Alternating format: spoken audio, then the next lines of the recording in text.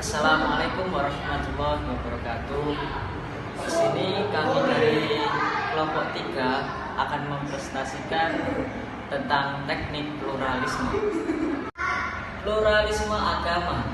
Pluralisme merupakan satu kalimat yang menggambarkan secara ringkas untuk menyatakan tatanan dunia baru di mana setiap warga negara menyadari adanya perbedaan budaya, sistem kepercayaan, dan nilai-nilai, sehingga masyarakat terpanggil untuk hidup lebih damai dengan menghormati keberagaman dan perbedaan di sekeliling mereka. Abdurrahman Wahid juga menekankan pentingnya keterbukaan untuk menemukan kebenaran dimanapun. Menurutnya, berbagai peristiwa kerusuhan yang berkedok agama di beberapa tempat adalah akibat adanya eksklusivisme agama, di mana eksklusivitas agama memiliki pandangan jika hanya satu doktrin atau kepercayaan saja yang benar, sehingga konflik akan mudah muncul ketika adanya rasa paling benar dan rasa saling menyalahkan.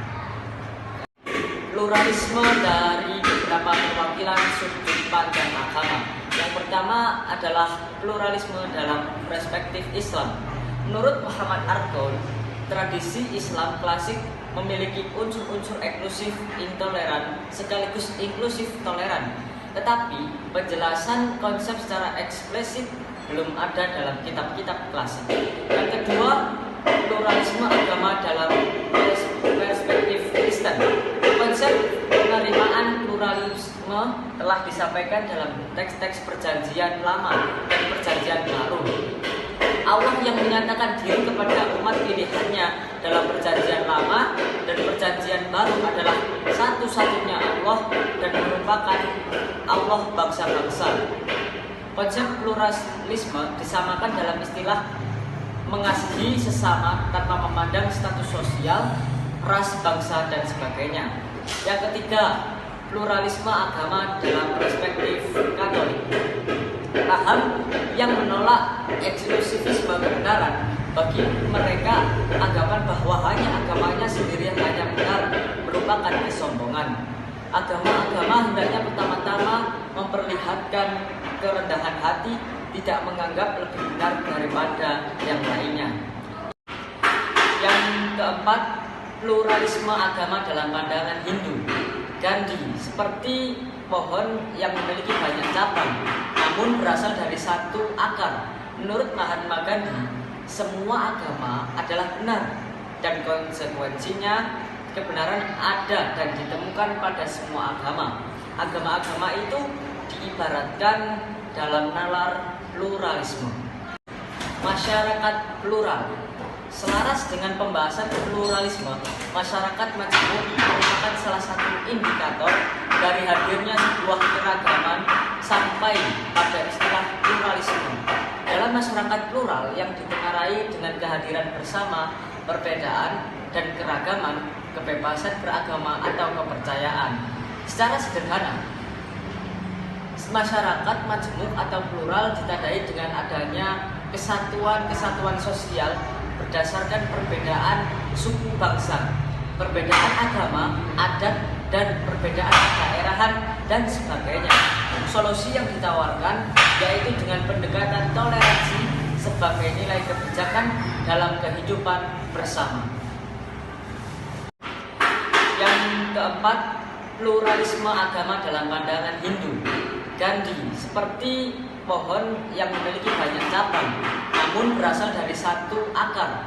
Menurut Mahatma Gandhi, semua agama adalah benar dan konsekuensinya kebenaran ada dan ditemukan pada semua agama.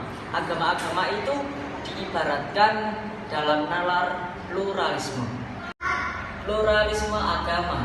Pluralisme merupakan satu kalimat yang menggambarkan secara ringkas untuk menyatakan tatanan dunia baru di mana setiap warga negara menyadari adanya perbedaan budaya, sistem kepercayaan, dan nilai-nilai, sehingga masyarakat terpanggil untuk hidup lebih damai dengan menghormati keberagaman dan perbedaan di sekeliling mereka. Abdurrahman Wahid juga menekankan pentingnya keterbukaan untuk menemukan kebenaran dimanapun. Menurutnya, berbagai peristiwa kerusuhan yang berkedok agama di beberapa tempat adalah akibat adanya eksklusivisme agama, di mana eksklusivitas agama memiliki pandangan jika hanya satu doktrin atau kepercayaan saja yang benar, sehingga konflik akan mudah muncul ketika adanya rasa paling benar dan rasa saling menyalahkan. Assalamualaikum warahmatullahi wabarakatuh. Saya akan melanjutkan penjelasan mengenai teknik penerapan pluralisme dalam masyarakat plural. Pluralisme agama terletak pada sikap keterbukaan, menerima perbedaan, dan menghormati kemajemukan agama tanpa mereduksi keimanan atau keyakinan. Sikap penerimaan atas fenomena kemajemukan atau pluralitas agama merupakan masyarakatnya adanya pengakuan masing-masing agama memiliki konsep ajaran yang dipercayainya dan berasal dari Tuhan sebagai petunjuk hidup dan berlaku adil kepada semua pemeluk agama tanpa diskriminasi. Kristianto 2018. Sederhananya, istilah keterbukaan, menerima perbedaan, dan menghormati digagas dengan istilah toleransi. Namun, gagasan tentang toleransi sendiri tidak berarti sesuatu yang benar tidak boleh dikatakan benar. Hal inilah yang tampaknya kemudian disebut oleh Surahman Hidayat sebagai toleransi Islami sekaligus manusiawi. Kebenaran tidak akan pernah merugi karena disebabkan toleransi yang hakiki. Sebab kebenaran itu mampu mengemukakan argumen yang kuat dalam forum dialog yang pada akhirnya bisa dan patut untuk diikuti. Umi Sanbullah 2013. Kemudian contoh pola kerukunan beragama diambil dari buku karya Umi Sanbullah dan Nurjana. Yang pertama yaitu dialog dan kerjasama antar umat beragama.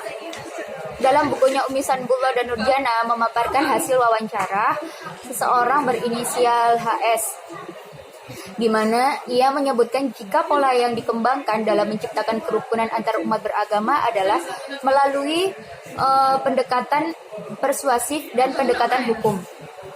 Kemudian membalas perbuatan buruk dengan perbuatan baik. AM, salah satu narasumber lain menyatakan, jika pola yang dikembangkan untuk kerukunan antar umat beragama adalah dengan membalas perbuatan buruk dengan perbuatan yang baik. Selanjutnya yaitu peningkatan territorial approach atau pendekatan wilayah. Contohnya adalah dalam hal keamanan dengan ikut berjaga malam bersama warga, menghadiri undangan, takziah, bersilaturahmi, serta mengucapkan selamat hari raya bagi yang merayakan. Hal seperti itu harus dilakukan secara terbuka. Terima kasih, itu tadi pemaparan materi dari kami. Kurang lebihnya mohon maaf yang sebesar-besarnya. Wassalamualaikum warahmatullahi wabarakatuh.